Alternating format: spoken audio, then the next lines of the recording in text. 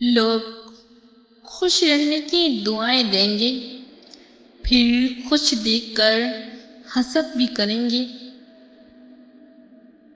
एतबार करो मगर एहतियात के साथ, क्योंकि कभी कभी आपके दांत ही आपकी जबान काट देते हैं। बेइज्जती का सबसे बेहतरीन जवाब फासले हैं।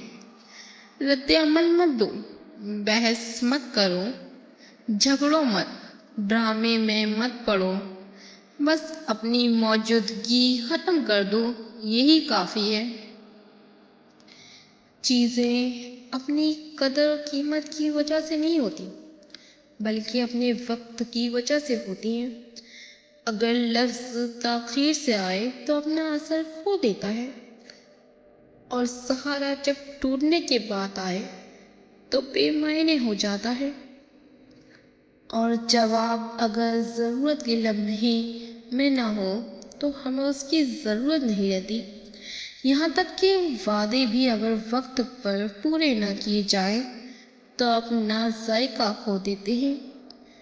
गवाह वो कितने ही सच्ची क्यों ना हो, बहुत सी चीज़ें अगर उस वक्त ना आए जब हम शिद्दत से उनका इंतज़ार कर रहे होते हैं तो हमारे लिए कोई मायने नहीं रखती, अगर चाहे वो बाद में दुगनी होकर क्यों ना आ जाए।